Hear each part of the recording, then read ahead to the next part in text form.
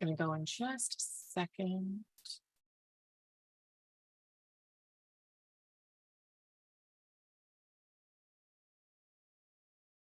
There is this.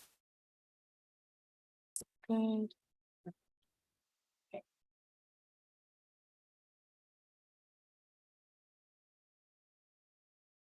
Good morning, everyone, and welcome back to Be Not Afraid. This time we are starting in the morning because that's what works with our schedule. And we want to talk about, we're continuing our discussion on ethnic studies in the California model policy. Today, what we want to do is study evaluate pages 25 through 29, maybe 27, because we talk a lot. But we're going to talk about what the ideal school, how it needs to be prepared in order to bring on ethnic studies. We are seeing a lot of that in Utah. In one of our districts, the Department of Justice has taken over the school. And we will hopefully bring the person who knows all about that on to one of our discussions. So let's just get started. Oh, I need to be able to share. Of course. I'd like to blame that on the morning, but it seems like an everyday. So here we go. Okay, I'm just reading the DOJ report for Davis School District right now, just in anticipation. So I'll get to the pages that we're going to, and then we can talk about it as we come to it. Sure. Perfect. Okay. And we'll start on page 26. Is that correct?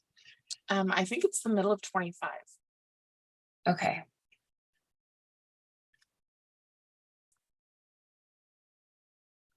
Oops. And again, this is the California model policy. You can see it on their government pages so that you can look through the whole thing. It is 697 pages long. And we are only on pages 25. So the great news is it's going to make a lot of videos. So this is page 25. And I use the flip book because it's less time to load. So yeah, perfect. Actually, let's go ahead and start with 26. Okay.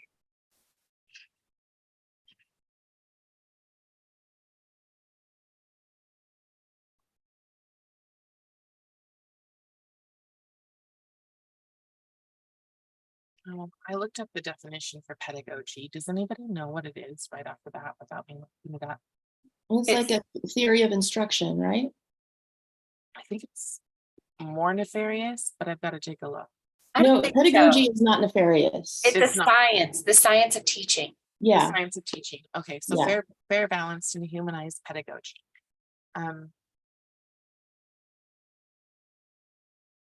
Did you guys see anything in the first paragraph?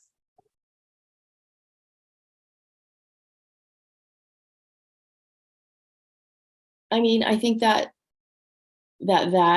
mostly sounds good. But here it says that the teacher should not use advocacy, personal opinion, bias, or partisanship, but we know that they actually will be using that just in one direction on the left. They're not allowed to have right-wing advocacy, personal opinion, bias, or partisanship. That's what we're seeing. Right.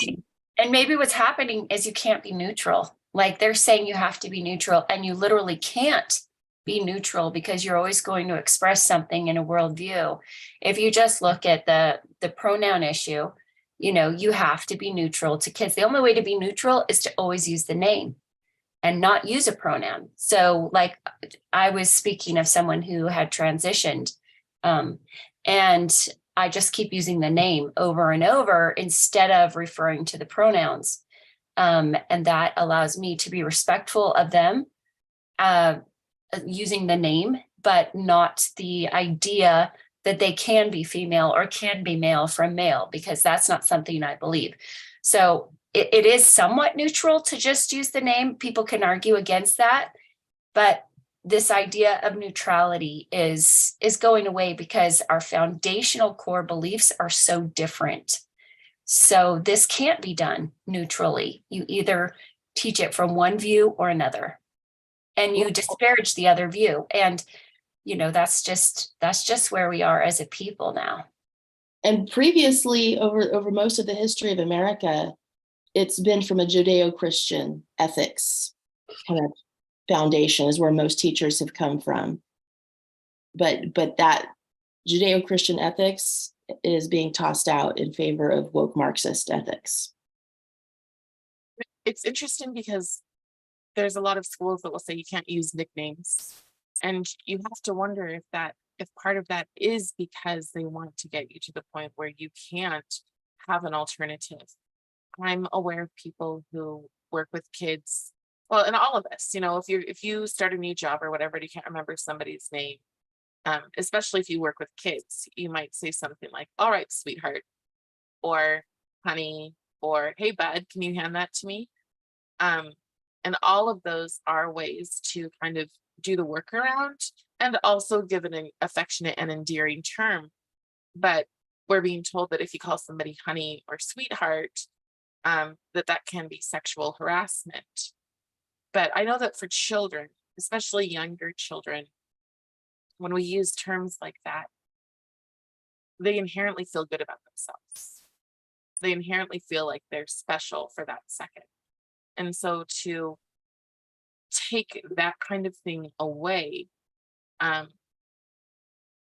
because we are to force that we can't have an alternative to using their pronoun, I think is a problem.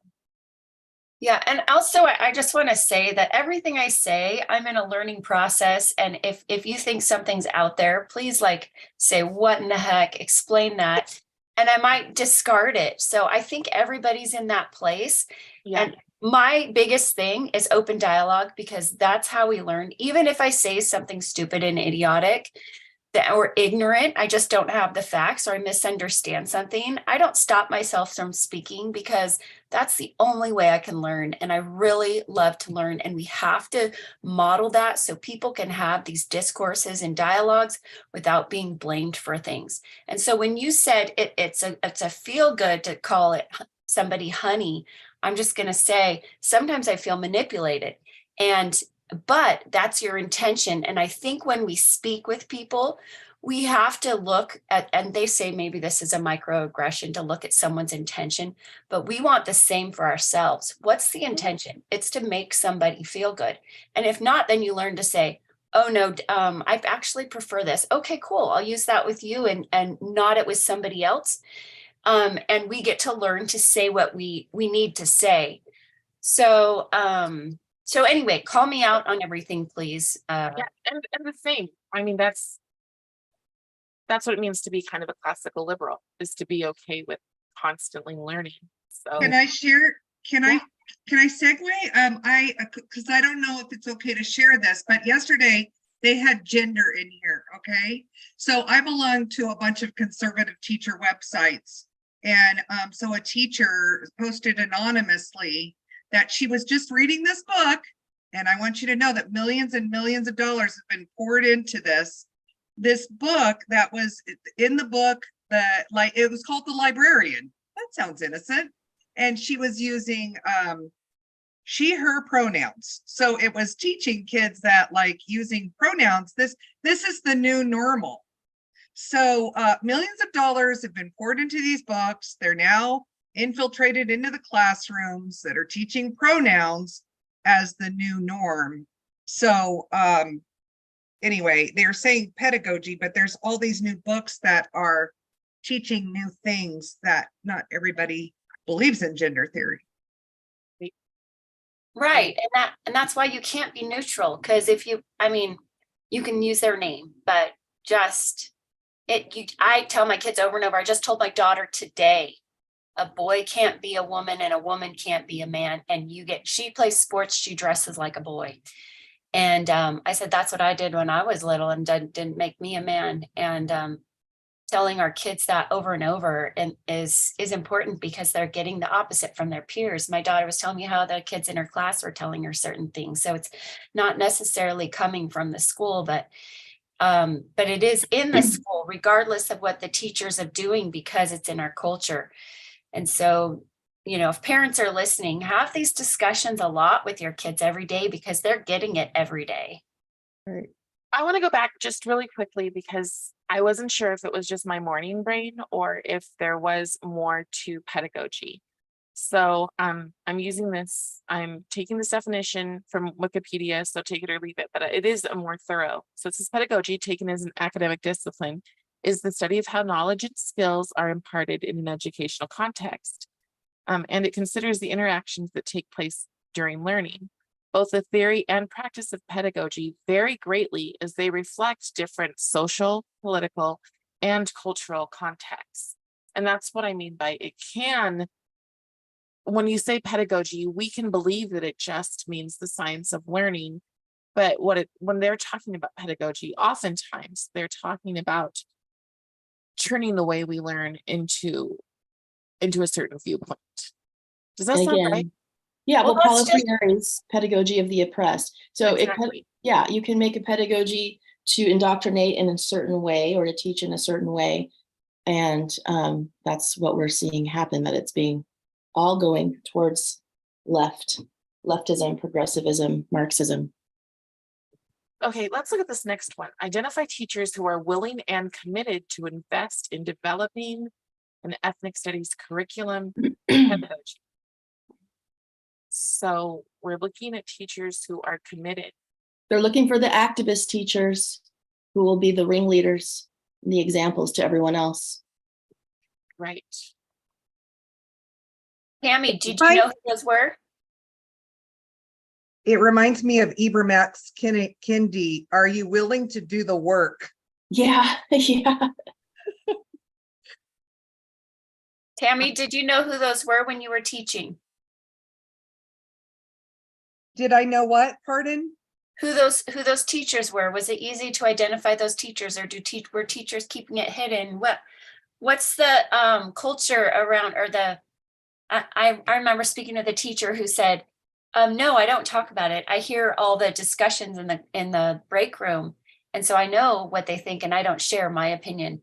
And I'm like, why don't you share it? I bet there's people who share your opinion that would listen. He's like, oh no, they wouldn't. And without even asking, it's just the discussions around in the break room, and he wouldn't say it. He was too afraid to. So what was it like for you? Well, I taught in Lemoore, California for 35 years, and it's next to a Navy base. And so we're not quite woke yet. Our last two schools are named Liberty and Freedom. We do the flag salute every day. And so for the most, this infiltration is coming from online. Yeah. It's coming in, oh, we're gonna do Cal studies. And then everything's online, and then it sneaks in the LGBTQ flag while we're learning about the gold rush. I don't get the connection. If we're learning the word entrepreneur, then Bill Gates is like the great example for everyone to see. So it's coming from the outside in. It's coming online through all the online programs that we take. So Lemoore, I'm happy to say, is mostly, but like I said, there's a bunch of new teachers coming in that are all down for this. They've been indoctrinated. Yeah. And like I said, Fresno Pacific, which is a Mennonite university here in Fresno that many teachers get their credentials from. My neighbor teaches math to future teachers, and we've had a debate in the neighborhood. She believes in critical race theory. She thinks it's splendid. So that's where they're getting taught. Well, that's one of the things you said, the Navy, and the Navy is actually probably the most woke wing of the military now. So we can't say that because because in Utah, the majority of our schools are named America or Freedom or Liberty, like all across them, and it's still there. So sometimes we think that because our school is named this, or because we are a Christian or a patriotic focused school, that we aren't being taught this. But I want to give an example of my son. My son had an English language arts teacher, and the teacher, when he was recently in the school play, he played Jack Kelly in Newsies. And when I went to his parent teacher conference, the teacher said, "Well, I know I'm safe to tell you this. Obviously not, but I know I'm safe to tell you this. But it's just so exciting to see your son embracing his black. Meanwhile, he's playing an Irish New Yorker at the turn of the century." So our teachers are starting to embrace these things, especially as it says here, it is especially important to establish connections between the new program and existing offerings in history, social science, and English language arts. I've also had another teacher wipe down to the kids and kind of say that really bring up the Red Scare and say that communism was blown out of proportion. So these things are happening, and these are at what I would call good, even some of the best schools. Can I say something real quick? Yes. My sister teaches English in California, and I mentioned before we started the recording, she taught for many years a long time ago, and then she just got back into teaching a couple of years ago with her kids being sufficiently grown. And my sister considers herself moderate, but anyways, but she said that the whole teaching profession for English is completely different than what it was, and that it is all in California for her experience these past 2 years. It's just reading books about different ethnic groups. They're not reading the classics anymore. So she didn't understand, and I didn't either at the time, that it's this ethnic studies thing taking over. Well, and last year, a lot of the kids were given books, and every single book was on Black oppression. And I did reach out to some teachers. This was not at my child's school. This was in our public school district. I did reach out to some of the teachers and some of the parents and say, it's fine if you want to teach about oppression, but maybe you should diversify, to use your word, and look at oppression from other countries. You know, you could also have the kids read Red Scarf Girl. You could also have the kids read Hotel Rwanda. There's things that they can do that bring out that oppression does happen, and it has happened since the beginning of time. And it even happens with people who are the same race. Okay, let me segue into this, because my brain is going like shooting off. So last September, I went up I was at the Fresno Unified Board meeting because I was running for the school board, trying to be the change, you know, by action. So I saw a huge ethnic studies display. So these could be the books that are being read in the English classrooms. Critical Race Counter Stories along the Chicano educational pipeline. Brooke, I sent you these pictures. Do you want me to pull them up? Ibram X. Kendi book. Ethnic Studies Schools, that could be reading in English. Stamped by Ibram X. Kendi was on the display. Another book. This book is Anti-Racist Journal. That could be in the English book. Good Trouble, Lessons from the Civil Rights Playbook. I don't know what the content of that is. A Different Mirror, this book. A History of Multicultural America by Ronald Takati. I don't know. I haven't had a chance to buy these books and read them and see what they are, but I do know that Fresno Unified is a radical, and the Liberated Ethnic Studies is the one that's anti-Semitic.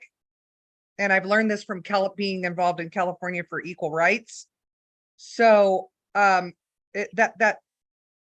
here's the books. Thank you. It's all activist training. Yes. Where there's no classics, where the kids are having their souls nurtured by classics. Yes, I've got chills. I'm like, oh my goodness. Well, and Social justice series.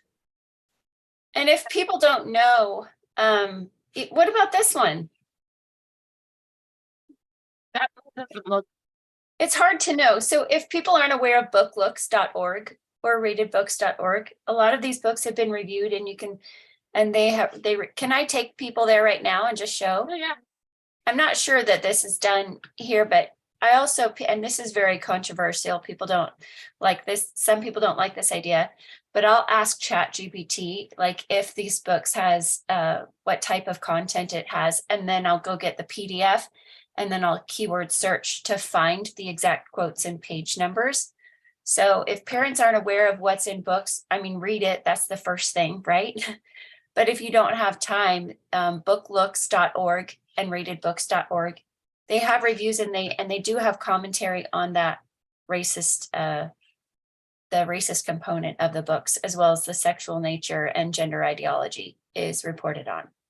So this is another book that doesn't, like, from just looking at the cover, I would have to read the back, but from just looking at the cover, I'm not opposed to this book. right. I have no idea what's in it. I'm just saying, Right. if you want to know something, read it first off. But if you don't have time, use booklooks, because I can't tell either. Like, I would love to learn about this stuff, and Right. and I believe we do have the ability to discern. Maybe some things are so subtle you don't pick up on it. Like a lot of the songs I used to listen to as a teenager, I'm listening to now, and you're like, what? But look, if you flip through some more, you're going to find several books with the fist. Several books with the fist. And Yeah, those books, there's one. That's Marxist, the Marxist communist fist. Exactly. Yeah, When and was then it one cover had social justice on it, and that's redistribution of wealth. Right. Well, and so also just the way they try to pretend that their justice now is a repeat of what happened in the 1960s. It's not. It's simply not, even down to her afro. That is not the 1960s. Mm-mm. So not that you can't sport an afro, because I know some people who rock an awesome, but the whole thing here is trying to say that this is the same thing and telling the kids that walking now, marching now. By the way, one huge thing that annoys me is that they used to teach people how to have civil disobedience. They used to say that if somebody walks in and throws a milkshake on your head, that you remain calmly, that you do not react. They used to train them if somebody turns the dogs on you, then you sit down. If somebody turns the hoses on you, then you sit down and you do not react.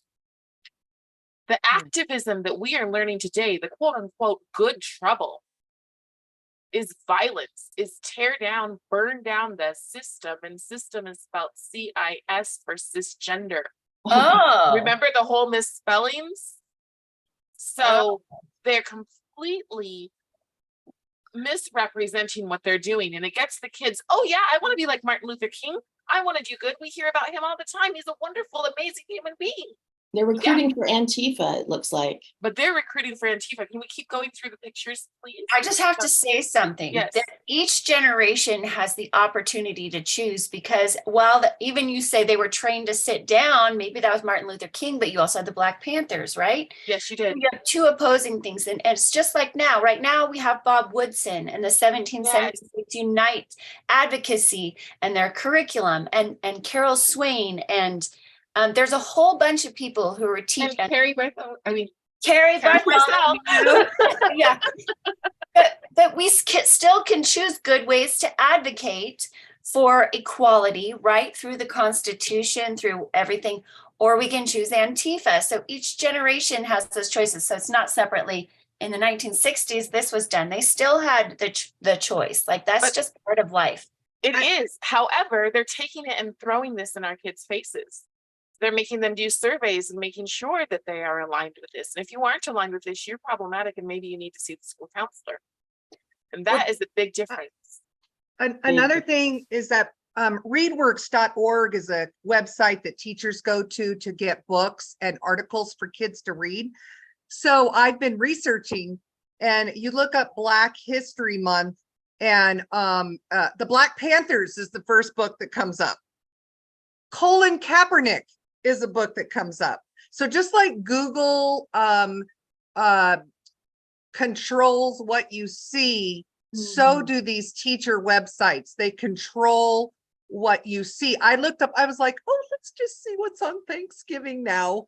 And the first article that popped up was Thanksgiving is not a time to be thankful.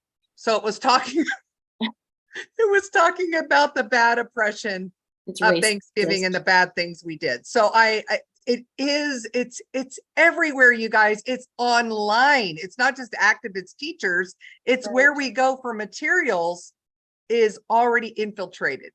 Well, and all the money that the American Library Association has received has caused them to get rid of all of their other books. So I would go to these sales and I bring home huge bags of books, and I go to Goodwill and I'm like, I'm filling it up because I don't know where they're going to go and what's going to be left. And, I'm like, Yeah. I have to start my library, because if that's what they're feeding and that's what they're physically replacing in libraries, from where do we get the other sources, the other viewpoint? And I'm not saying that that's what's happening everywhere, but I am concerned enough to make sure I have a sufficient inventory so that if I do want to counter an opinion, I have legitimate backup. Another thing that they're doing that's very sly too, all these new activist books that are coming in the library, they say, oh, there's natural weeding. We got to go through and get rid of books that are irrelevant now. Yes, they're relevant now. That's what I'm talking about. Right. So I had a librarian at my school that got rid of a full set of books, and I did it for I did guided reading with it. It was a story of a little boy in China that was could not go, or Korea could not go to school because only the rich people could go. And so the little boy went and stood at the door of the professor, and then he snuck him in. And so I was able to teach a teachable moment, saying that, look, our country, look, we're all different colors, races, belief systems. Look, we're all together like a family. And then I said, look, in this other country, he was poor and he couldn't go to school. Look how much we have here in America. But that was a discarded book set. Yeah. There's definitely an agenda. Can you keep going with the looking? Because I just want to show how much it's in your face. So there's this book is anti-racist. And I just encourage people that when you see terms like anti-racist, it's not. Where did you get these from? Oh, this was the proud display of ethnic studies for Fresno Unified. Oh, okay. It's all activist, woke Marxist activist training. Yeah. And this one, that's the one. Look at that, fists. Oh, And when you see Christine Slater. transformative, oh, Christine Slater, there she is. Anytime you see the word transformative, you know that it's actually explicitly Marxist, like hardcore Marxist. Yeah, Julie, when I went to, when I was here yesterday, but you missed it, but I went to California for Equal Rights, and the first ethnic studies program that Gavin Newsom rejected was this. It was all Marxism, activism, anti-Semitic. Clearly, even Gavin Newsom rejected it. It was too radical for Gavin Newsom. So you said it was this, but you guys, when we looked at the main people behind critical race theory as it is currently approved, it's Christine Slater and Miguel Zavala. Sorry if I pronounced that wrong. And the So, big school, yeah. But these are still the people who have started ethnic studies. So regardless of whether or not he rejected it, he probably erased a smiley face on one page and said, oh, we fixed it. So that was the point of the CFER conference, was they were saying they did a couple edits, then they passed it through, but the big districts are adopting liberated ethnic studies, transformative. Right. That's what they're teaching. They're teaching the VIL one. Right. Can we go back to our pages? Oh yeah, okay. That was the last one.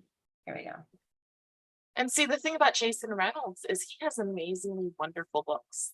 He has a series called the Track series. I bought it and my husband was reading it to my kids, but it was too violent for them. So there's still an age limit. Cause I was like, Okay. Carrie says it's great. And he's like, what? And I'm like, oh. So like each one of our kids is going to be different because Carrie, when we went to that concert and they saw, they don't really care about us, and all those Right. images that were so violent. And I love MJ. So maybe someone's going to kill me for that because he wasn't a very good person. Right. But growing up on his music, I have good memories. Right. And so seeing that, and they were just like, oh, like it was so in their face. They weren't ready to process that yet. So every kid, so I just That's the whole advocate. thing, is like saying that something is age appropriate because every kid is different. I know a kid who sat outside and couldn't watch Monsters Inc. when they showed it to his second grade class. And then I was reading the Track series to Liam at that age. Yeah. So There you go.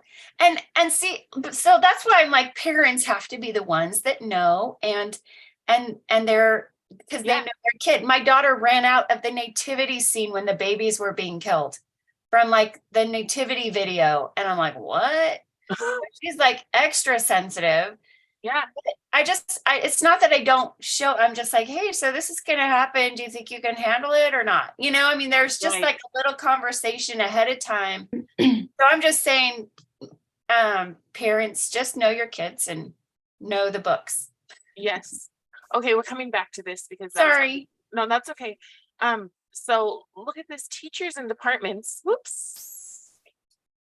Teachers and departments should be provided. This is about the middle of identify teachers who are willing to accept and invest. So teachers and departments should be provided time to incorporate ethnic studies content and principles into existing curricula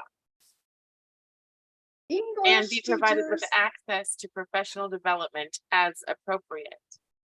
From what I heard, from what I've been told, those trainings are most of their training. The trainings are what? The trainings are most of their trainings. How to incorporate ethnic studies. Yeah. I know that last year at around in the winter, during winter break, one of our universities took the teachers college and did an entire and I'm sure I could later on add the syllabus, but they did an entire weekend on ethnic studies and how to queer elementary literature for kids. So, but I think it's what's interesting is they want to take time from already established curriculum, which would mean that a parent would go, oh yeah, I've seen this book, or they use similar books to this when I was in school. But then they're adding more to it. And they'll say, well, we're adding because, as we progress and we learn more, there's more things to put into it.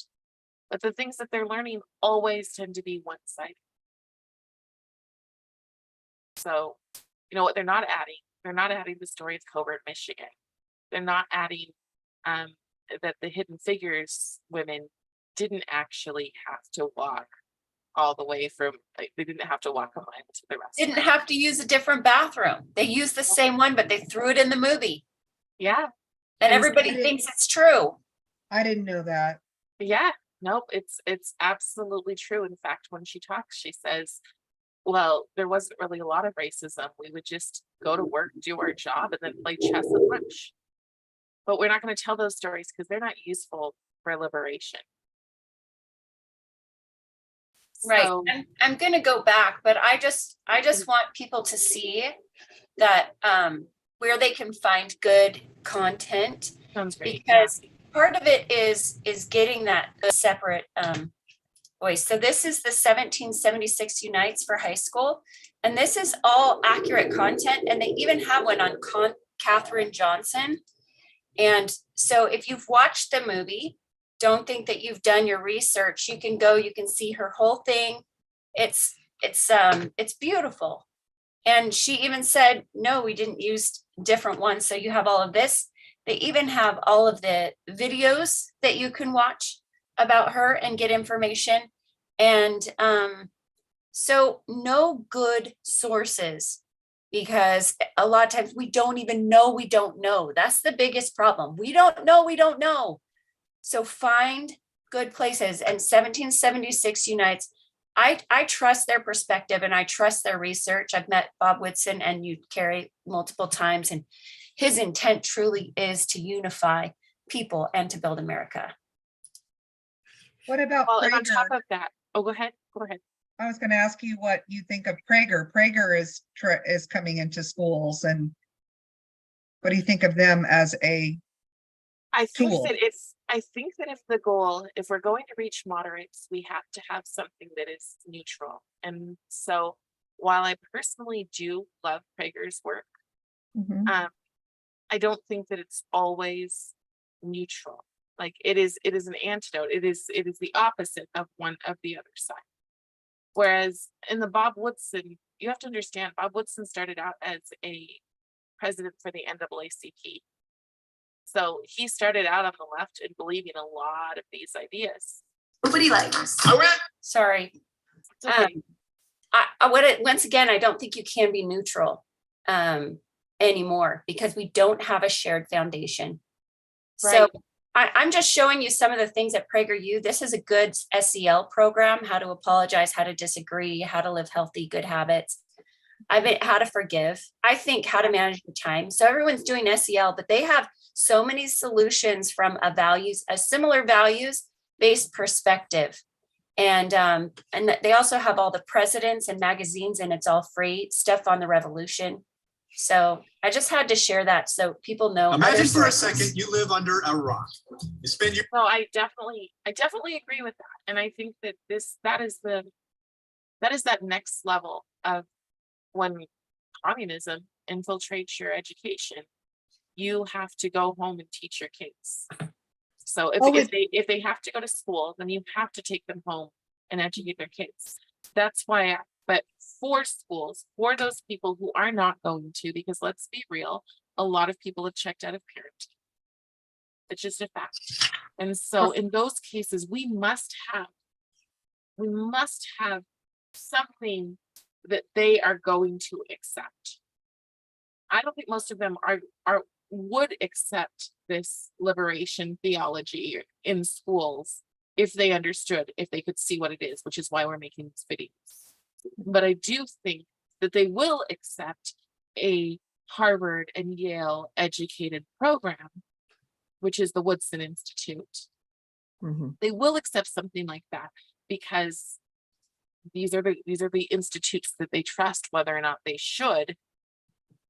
And this is a more neutral, but other side of the story, or more complete version of the story program. Sorry. Okay, go ahead. Oh, I will interject one thing. The left is going to call the 1776 program They do. radical. Right. Yeah. Well, Yeah, anything they're gonna reject. And also, another thing I noticed on substitute teaching is a lot of teachers are putting 10 minutes of CNN news. Now, I really like the guy that does CNN news. He's super cute. I mean, I don't mean like I'm looking at looks, but he's really, kid friendly. But the theme that I see, it's not USA. It's all globalism. It's all globalism and an agenda of clean earth. And so I'm like, well, it looks really harmless because I watch it every day. I'm like, oh, they love Biden. But I mean, we're trying to be neutral here. But it's not the USA anymore. It's not like our country. It's a worldview. And so the kids have to be trained to be their good global citizens, even though there's no a global citizen doesn't have any rights. I guess that's part of the point. right. I just wanted to show what is so controversial. So this is all the lessons that Woodson gives on accurate stuff. I mean, they talk about the brutality, right? It's real. It happened. It's terrible. He discusses it, but he puts it within a lens of who exhibited integrity in the face of such horrors. How did they exhibit agency? and access and grace and witness. So when they say that this is biased, when they say that this is controversial, highlighting these categories and people who survived and overcame such atrocities, that's only controversial in the face of Marxism, right? Right. Because you don't want survivors. You don't want people who can overcome. You want a group mentality that's raging against the man. Yep. And so that's why this is controversial right here. So if you think this is controversial, then maybe you are a Marxist. You want resentment and anger Mhm. and rage. Yep. Fiery. But yes, absolutely. We need to go back and see if there's anything else to wrap up from the curriculum, because I think we made it through one page. but yeah, that's absolutely the fact. The fact is that Donald Trump came along and signed 1776 and said, "Hey, this looks okay to me." And because he said it looks okay, it's been diminished, even though it was created long before he came into office. And even though the people are still working on it while he's not in office and may never be in office again. So this is what lives. And the thing is that liberation theology does not lift. It creates slaves. It creates slaves of the mind. Isn't it weird how they take words and they're the opposite? Liberation theology. That makes you sound like you're free. Yes. Yeah. You know, they take words, reproductive health care, they take words that they sound so good. Right. They're master wordsmiths. That's Yep. one of the things Who parents doesn't want to really- be an anti-racist? Right. So, and the antidote to anti-racism is just to not be a racist. And if you, especially if in the last 3 years, you have been more like, I don't want to be around people who aren't like me, more tribal, that's okay. And I'm not saying it's okay, like I support it. I'm saying that a person being a racist does not affect me personally. So if you are that, I'm just going to avoid you. And if you're an anti-racist, you can bet I'm going to avoid you because you're further along that track of repeating the same ideas as the KKK that I'm comfortable with. But it's when you want to force that on my kid or on other children that On the whole society, on the whole on the rising whole generation. society. And that's what they're doing, is they're forming these liberated kids what they're liberated from are traditional values. That's Yes. the whole goal of what they're liberated from. And that doesn't Absolutely. matter what your tradition is. If you are Muslim, if you are Hindu, whatever it is, your traditional values are a threat. Your connection with your family is a threat. They want to liberate the child from their family, from the systems that have proven to be successful, so that we can have people on the bottom and people on the top and nothing in the middle. And they want that interweaved. I'm just going to go back to this thing because we do need to wrap up. They want that interweaved into every single subject that our kids go through, whether that's history, social science, English language arts. They're even talking about training from the teachers to the ranks of paraprofessionals and other support staff. They want everybody on board with doing this to your children. And they're going to start pushing the teachers out that won't go along with this. They already are. Their teachers are done. I did a 6-month long-term last year and they are burnt out. So much is on their plate. It is unreal. And restorative justice makes it, there's no accountability to kids. There's one child, they'll say, oh, they've had trauma, so they're untouchable. So they're allowed to take a class hostage. They're allowed to be a bully on the playground because they've had trauma. And so teachers don't get supported with behaviors, and teachers are done. Okay, And they're angry, but they don't know it's They don't understand it's the union, too. I don't want to upset anybody, but that might be listening. It's a teacher friend, but they think the union is for them, but I'm sorry, the union is not for them. Well, there is this last bullet point. I mean, there's a million bullet points, but this one, develop, implement, monitor, and evaluate instructional support, which means that teachers who don't fall in line are going to be evaluated. And they're all going to be monitored to make sure that they are not stepping out of line. Well, and that's exactly what's happening in Davis School District. They have an anonymous report line if you're being racist or not following the right pronouns or something, which is very concerning. And I fought back pretty hard again. And I said, if there's a problem, I want the principal to be able to have a conversation with the two kids instead of reporting it to a line who brings two suits in to question the kids without the parents' knowledge, which is what they can do. I'm like, this isn't about conflict resolution. This is about documenting problems so you can get your little nose in there even further. And so anyway, and Carrie, I want to just say one more thing. When you said if you're racist, I really want to push back on that. I hate labels, and I think people are in a learning process wherever they are, and they may or may not know. So if people are like, oh, am I racist? Am I not racist? I'm like, just be willing to have conversations and get to know people. Don't worry about if you're racist or not. Just walk up to somebody and get to know them. Like, my kids are Black with white parents. People think, are you Black or not? What does Black mean? Their skin color is the same, and who they are is who they are. And you can't say, well, your skin color is different because who you are isn't who I thought you would be based on some YouTube videos I was watching. So I'm just saying, be open. I agree with you. I agree with you. And so I completely agree with you that having the conversation is the way. I've helped a lot of people see that, that bigotry and racism are not the same thing. Bigotry, in my opinion, is when you are afraid of something that you don't know anything about. Racism has that hateful element to it. Okay. When I experience people with a hateful element to it, that's on them. That's their circus, that's their monkeys. I want nothing to do with them. I just want to pull my kids and anybody else that I can away from that nonsense. Okay. So hate. Yes. So the hate. Instead of calling it racism. Because there's a different word people understand racism to be, and that's having bias they were born with as a baby. See, and to me, that's just bigotry. To me, bigotry is as simple as, I don't know anything about your culture, but these are the assumptions I have, and these are the assumptions I have about you because of it. Yeah. So bigotry is something you can learn.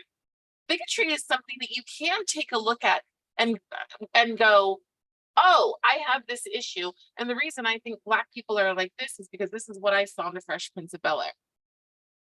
Well, I still don't like the word bigotry because then that's a target just the same. I just want to say, pursue learning people as individuals. And yes, you're going to have preconceptions. Maybe we just have preconceptions because we lack experience. But that's how our... Go ahead, Wes. That's called color blindness. I've been teaching that for 35 years. We look at the person and then we want to get to know their heart. And they openly say that color blindness, ethnic studies is rife with saying color blindness is problematic. I didn't even talk about color. I was just like, no. Yeah. Tammy did. Yeah. I know. I'm saying that a leftist professor from Fresno Unified unfriended me.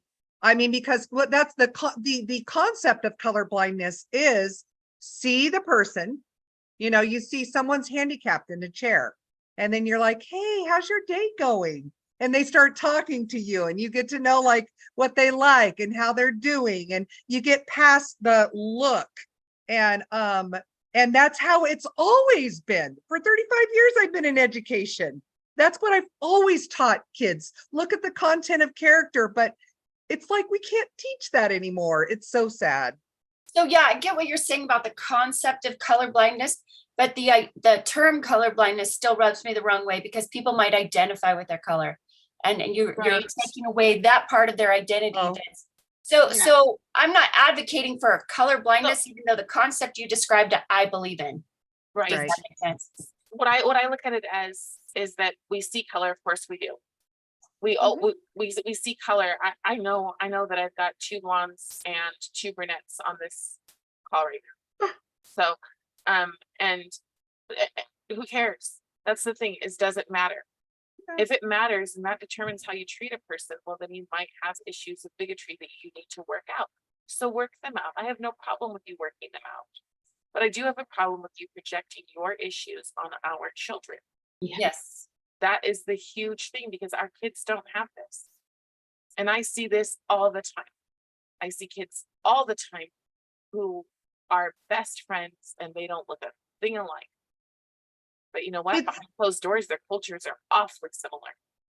They're going I- home and they're playing with Legos, you know? So Yeah.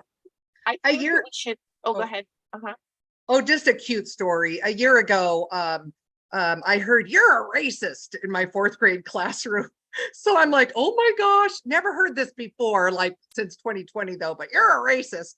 So there's all these Sesame Street characters that are up on the wall, and one little boy compared one boy to the brown one, and one compared the other one to the white one. And he said I look like this brown one. And I said, well, brown is beautiful and you're beautiful. So I don't get that. But why are you guys comparing yourselves to Sesame Street characters? You know, so I said, you know, make amends to each other for comparing yourself to these characters. And then I said, our skin color is beautiful. I said, the brown and the lighter is beautiful. So you guys knock it off and let's get on with it, you know? So, but you know, kids are so touchy now because of. Oh, yeah. Yeah. A kid called my black daughter racist because she said her dog was black. Oh my And- goodness. And so what I'm saying is they are thinking, oh no, I'm racist. I'm like, I'll see that black man over there. Like, you can talk about features, like you don't dismiss it. And just because you're afraid to say the word black or white or People Right. are describing If me it's- and that's what they say. They're like, she has glasses? Yeah, and they- and I'm well, just they- like, you could just say, you know, she's the black girl or she's mixed. Yeah, I don't care. Right. And they're afraid. She's even afraid to call her dog black because the kids are like, I Yes. don't want to be Yeah. racist. So We we have need to get created a culture rid of of that fear. term. We And have- instead use the term hate, right? yeah, Because if they're not free to speak, they're not able to learn. or superiority. I think that's another thing, because a lot of people believe that they're superior, and because they're superior, they have a responsibility to teach everyone else their viewpoint, which is extremely arrogant and extremely superior. But I do think I have to go because I have to go get that child. And I Thanks, you guys. that if next Monday we can start with that develop, implement, and monitor, and potentially bring Becky on if she's available, that would be great. Yeah, we did one paragraph. Yes. Thanks Well, thanks hey, for letting me be a part of the team. You're Yeah, welcome. glad to have you. Yeah, All right, thank you. guys. Okay, bye. Bye. Bye-bye. Yes, bye.